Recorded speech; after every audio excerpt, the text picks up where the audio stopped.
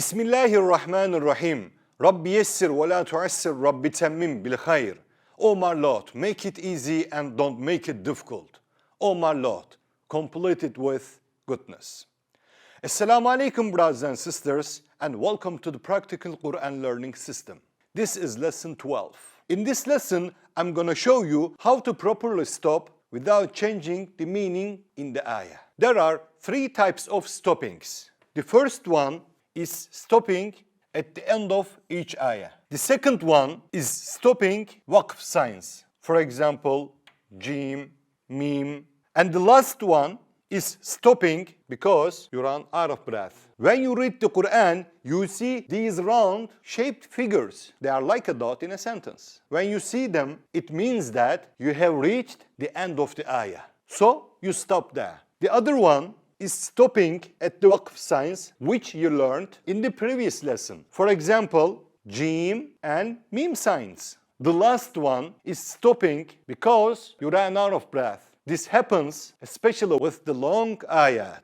When reading a long ayah, you may run out of breath. When this happens, you should stop, take a new breath, but go one word backwards and then continue reading from there. When one of these three stops comes while reading the Quran, you have to pronounce the endings in a certain way. So, how do you pronounce the endings before the stops without changing the meaning? If the letter before the stop has a fatha, kasra, dhamma, double kasra, or a double dhamma, you change the last harakah to a sukun. I mean jazm. It's like this. And since it's now a jazm, it attaches itself to the previous letter. Let's give an example. Rabbil alameen. Normally, it reads alameen. You see fatha here, but I turn the fatha to jazm. Alameen. I make it jazm. Rabbil alameen. I made this jazm because there is a stop here that acts like a dot. That's why I say alameen. Let's look at the second case. If there is a double fatha on the last letter before the stop, you stretch the last letter with a fatha sound. This first, and this is the second one. Let's give an example. Innahu kana tawwaba. Oh, there is a typo. Like this. Yeah, it's like this. Innahu kana tawwaba. You stretch the last letter with a fatha sound. Normally, you read it tawwaban.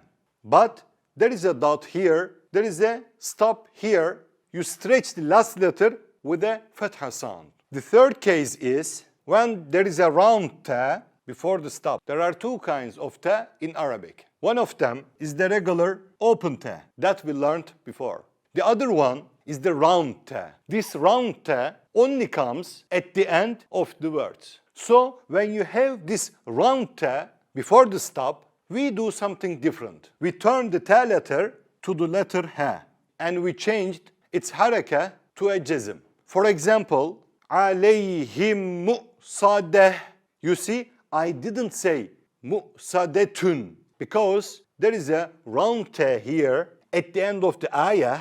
You see, first I changed the round ta to the letter ha and I changed the double dhamma to a jazm. Sadeh, sadeh.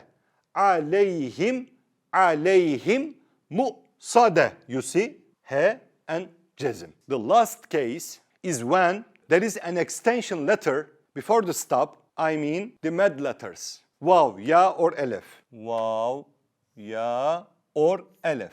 When this happens, you read it normally, as if there is no change in reading. For example, mim marqadina. You see, this is mim stop, okay? You pronounce it as you read it. You make no change here. Just by understanding how to properly stop in the Quran, you have now covered lesson 12. وآخر دعوانا أن الحمد لله رب العالمين.